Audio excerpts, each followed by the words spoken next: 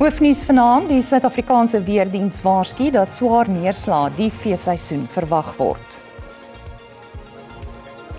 Die Madlanga-kommissie oorhandig sy tussentydse verslag aan president Cyril Ramaphosa en sê hy het 'n bykomende 28 voorleggings ontvang. En die Weskusdorpie Velddrif lok besoekers met bokkoms en is 'n paradys vir voëlkykers.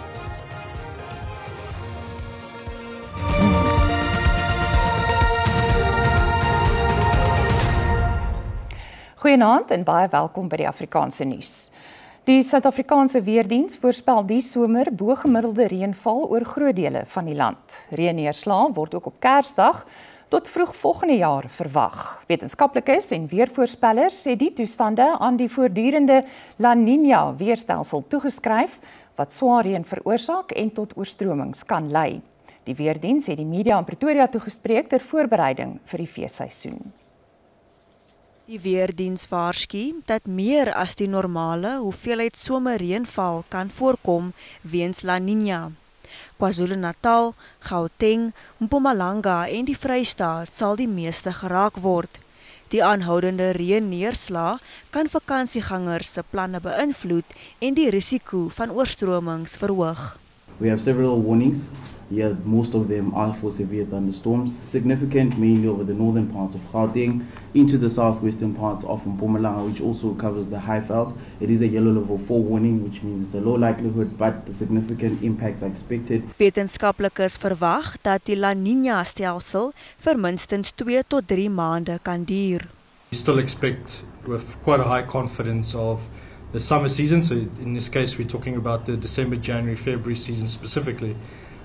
To be above normal for most parts of the summer rainfall areas, which again is the central to northeastern parts. Die weerdiens het gemaan dat persone waaksaam moet bly en nie oorstroomde brûe oorkruis nie.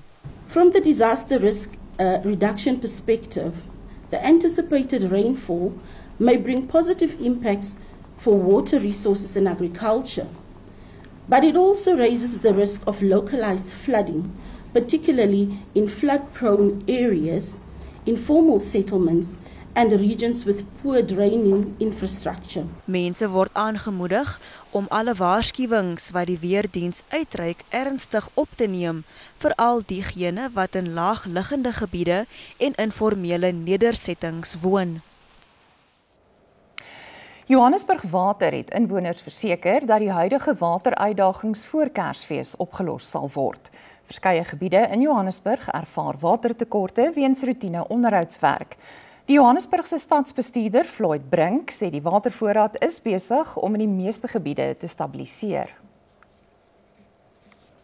Talle inwoners in Johannesburg is na al 'n paar dae sonder water te midde die voortdurende onderhoudswerk en staking by die grootmaat waterverskaffer Randwater.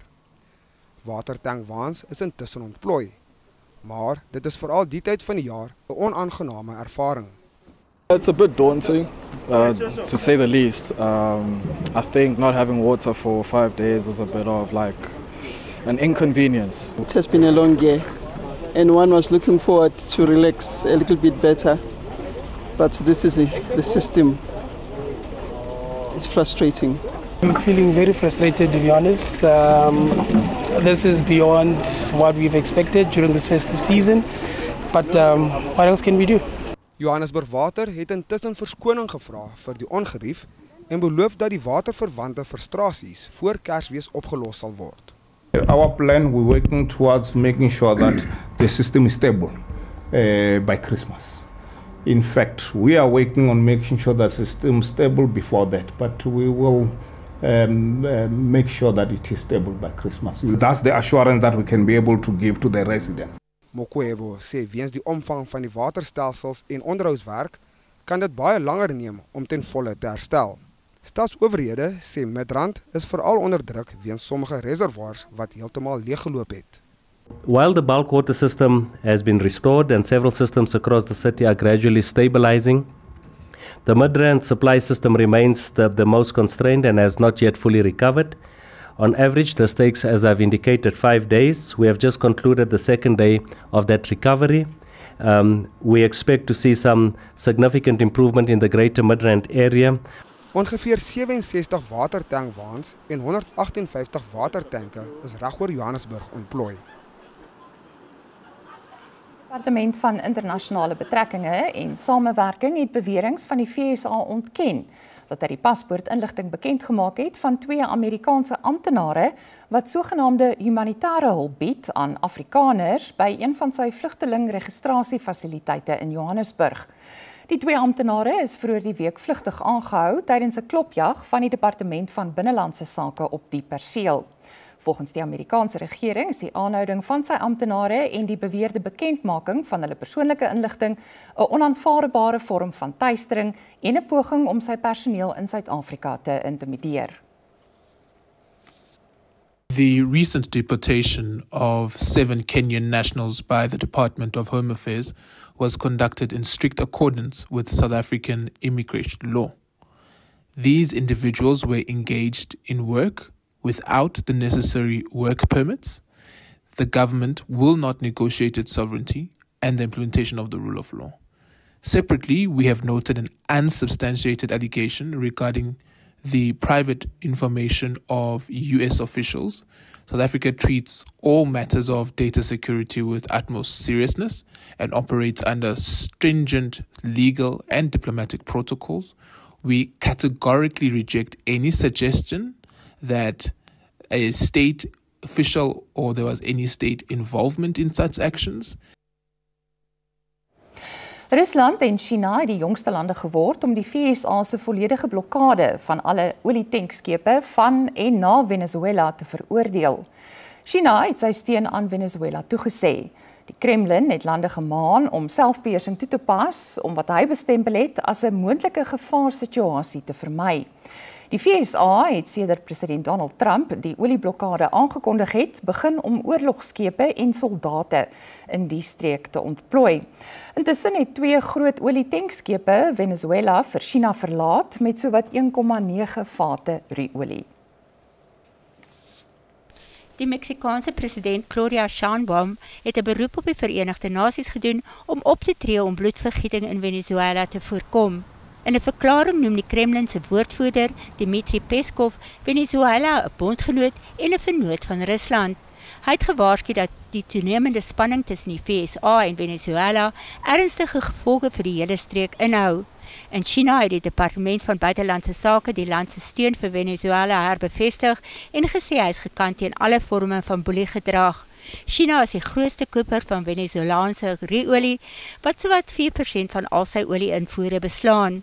Dit is sowat 600,000 vate per dag. Trump hou egter voet by stuk dat Amerika geen ongemagtigde skepe sal deurlaat nie.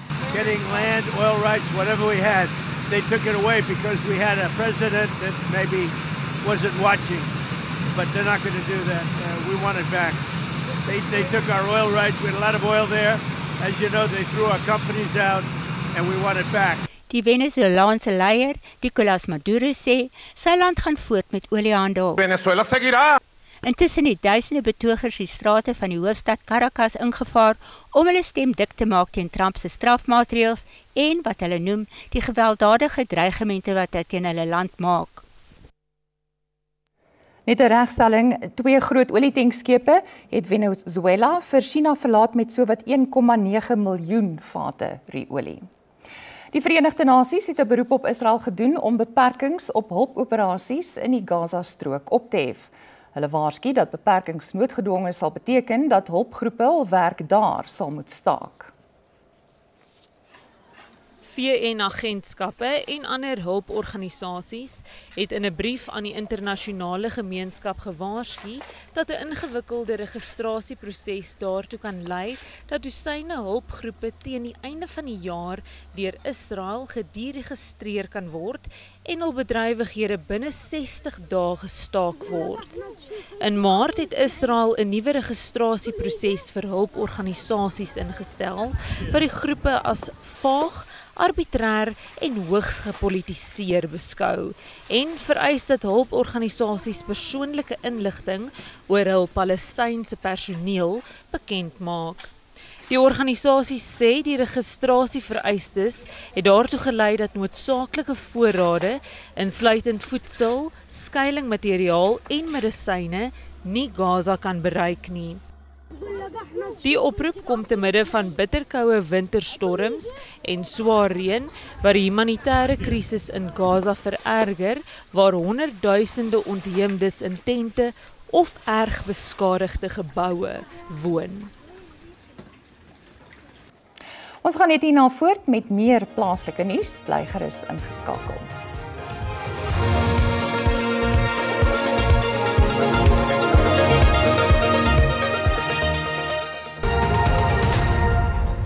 Die Madlanga-kommissie het bevestig dat hy 'n bykomende 28 voorleggings ontvang het wat verband hou met sy ondersoek na onder meer misdadigheid en politieke inmenging in die polisie. Volgens die kommissie se woordvoerder, Jeremy Michaels, het hulle uit hulle eie na vore gekom. Hy het bygevoeg dat 45 van die 89 voorleggings wat deur die kommissie se blitslyn ontvang is, binne hulle verwysingsraamwerk val. Die kommissie het gisteraand sy tussentydse verslag aan president Cyril Ramaphosa oorhandig. Die oorhandiging van die tussentydse verslag volg 3 maande nadat die kommissie op 17 September met sy werksaamhede begin het. Die eerste getuie was die KwaZulu-Natalse polisiekommissaris, luitenant-generaal Mhlatla Mkhwanazi, wie sy opspraakwekkende beweringe oor die strafregstelsel se betrokkenheid by misdaad tot die aanstelling van die kommissie gelei het. Die kommissie sê die besonderhede van sy verhore oor die afgelope 3 maande is in die verslag vervat. 37 mense het tot dusver getuig, waarvan sommige persoonlik voor die kommissie verskyn het, terwyl ander anoniem aanlyn en 1 in kamera getuig het. Die verslag gaan nie nou openbaar gemaak word nie, omdat sommige van die getuies na verwagting teruggeroep gaan word wanneer die kommissie sy werk volgende jaar hervat. President Ramaphosa will study the interim report while the commission, which is in recess, prepares to hear further testimony from new witnesses or persons who have previously testified. The President has expressed his appreciation for the interim report, as well as his expectation that the Commission will, as part of its terms of reference, refer actions thought to be criminal acts for prosecution. Die kommissie het die bykomende voorleggings verwelkom wat nou in diepte bestudeer word. Die Padverkeer Bestuurskorporasie het 50 lede na Mthatha in die Oos-Kaap ontplooi om wetstoepassing in die King Sabata Dalindyebo plaaslike munisipaliteit gedurende die feestyd te versterk. Die span sal provinsiale verkeersbeamptes en die polisie help om misdaad in die gebied te bekamp. Die Mthatha Middestad is bekend vir padverkeersoortredings, afpersing en ander misdaadbedrywighede. Die plaaslike regering sê hy steun die wetstoepassers ten volle. King Sabata Dalindyebo, Mthatha is for a zero tolerance insofar as traffic transgressions, illegal firearms, drugs, liquor, illegal liquor outlets, they must be addressed. Road safety, in as far as driving is concerned, it must be dealt with.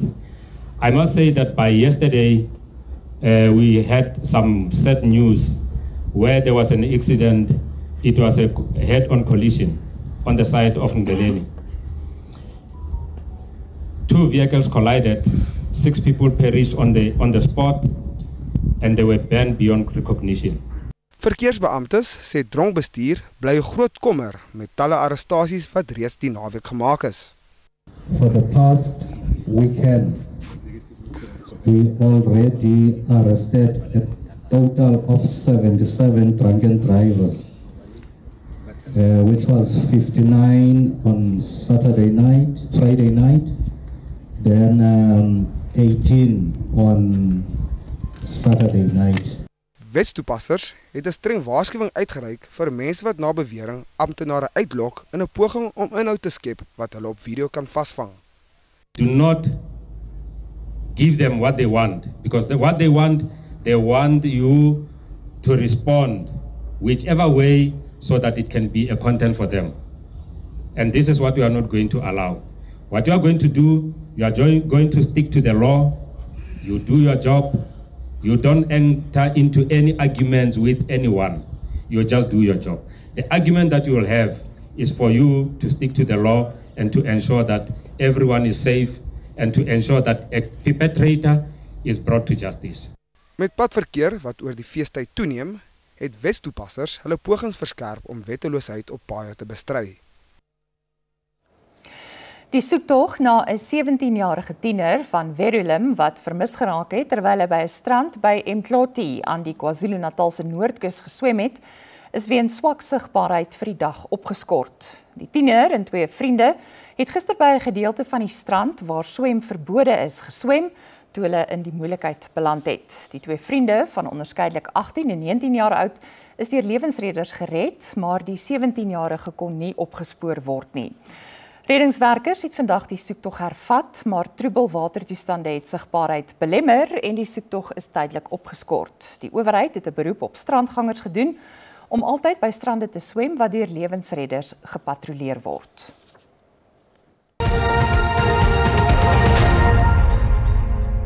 Kom ons kyk hoe die markte kort gelede om 8uur vertoon het.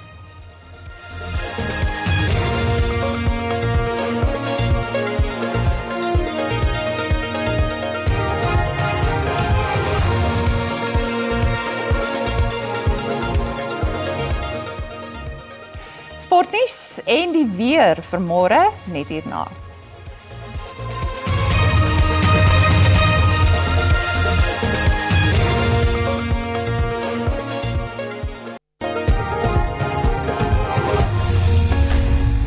Die ongelooflike reis van Orlando Pirates en Bafana Bafana linkervleuel en aanvallende middelveldspeler Oswin Apollos het die hart en siel van die nasie aangegryp. Apollos het groot geword in die bende getuisterde Bishop Lywes op die Kaapse vlakte, maar het 'n lewe van misdaad vermy en eerder op sokker gefokus. Hy het vanjaar by Pirates aangesluit en is ook vir die nasionale span gekies. Die strate van Bishop Lywes is 'n daaglikse gevegsone weens gebiedsoorloë tussen bendes en hoë vlakke van werkloosheid en dwelmmisbruik. Maar Oswin Apollos het sokker gebruik om bo sy omstandighede uit te styg. Hy het as 'n 9-jarige begin sokker speel en dit is in sy hoërskoolloopbaan voortgesit. 'n Vriend en voormalige spanmaat by hoërskool John Ramsey in Bishop Lywes onthou Oswin se spel in 'n spesifieke skoolwedstryd. Die oggend wat hy opstaan, hy was eintlik vroeër as my op. En hy sê vir my, weet jy wat, vandag gaan ek 'n hattrick skoor met in 30 minute met my linkervoet. Van sy regtervoet was nie sy beste nie. En vir my tot op vandag toe is hy eintlik wat vir my uitstaan in Oswin Apollos se voetbalkarriere waar hy vir my gewys het dat wat hy gespreek het in hoe kan ek sê, hy het dit bereik tot op die dag. Van wat ons daar gekom het en ons het die veld gevat, met in 30 minute het Oswin Apollos die drive wat hy gehad het binne hom om in hy 30 minute sy hattrick te skoor, het hy bereik. Apollos was as skolier genader deur Ajax Cape Town, nou Cape Town Spurs, waar sy talent verder ontwikkel is. Toe hy slegs 16 jaar oud was, het hy vir Ajax Cape Town uitgedraf in 'n internasionale onder 19 toernooi in Amsterdam. En Oswin was ook een van die 15, 16-jariges wat ons saamgeneem het. En al die gereeld begin nie.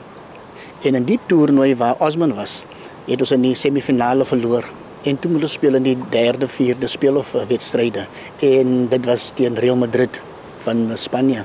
En uit die wedstrijd begin. En hij was die ster van die wedstrijd. Hij heeft die heel eerste doel aangetekend, ons het 2-0 gewen. En achterna dus kon zien dat hij is bedoeld voor sterdom. Apollos se familie is uiters trots op hom en sy prestasies. Sy ouma het 'n groot rol gespeel in sy opvoeding. So in op die ouderdom van 16 het hy my verlaat.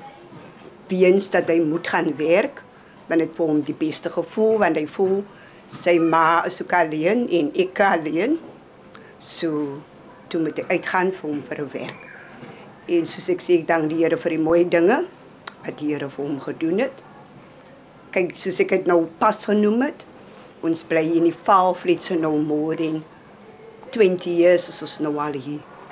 Maar ek het vir hom gesê, my kind, kyk die mooi dinge wat die Here vandag vir jou gedoen het, so het so ver gekom, dat jy nou in die Bafana ook behoort. Ander sokkerspelers in Bishop Lywes sê Apollos is 'n rolmodel. Oswin is nou van die een van die grootste sokkerspelers hier nou in Lywes en wat van Lywes afkom en om vir hom te sien soveel maak is eintlik iets om trots te wees op. Oswin se storie inspireer jong sokkerspelers op die Kaapse vlakte as ook reg oor die land wat daarvan droom om professionele sokker te speel. Corbin August, SAK nuus, Kaapstad. Te midde van die duisende plaaslike en internasionale toeriste wat gedurende die feestyd in die Wes-Kaap verwag word, sê Bergrivier Toerisme dat 'n besoek aan die vissersdorp Velddrif aan die Weskus 'n moet is. Die kuns van bokkoms maak is 'n onsterflike tradisie wat hier eerstehands ervaar kan word. Die omgewing het ook meer as 100 voëlspesies wat dit 'n voëlkykersparadys maak. Op die oewer van die Bergrivier in Velddrif is Bokkomlaan, die geboorteplek van die gedroogde gesoute Weskus lekkerny. Dit word in die tenke gegooi met sout. Jy moet weet hoeveel sout, anders so hulle sê dit maak jukback. Jy kan dit dan nie eet nie, slaan uit. En dan na 3 dae word dit uitgehaal en dit word opgeryg, ook op 'n sekere manier opgeryg en dit word opgehang op 'n sekere manier, anders raak dit nie droog nie.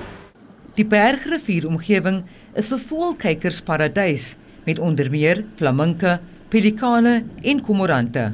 Ons het op die oomblik het ons baie van die klein waardvoëls wat hier is, die klein plovers, ons het van die avocets wat hier is en daar's baie voëls. Ons het tot oor die 100 spesies getel op 'n 3 ure rit.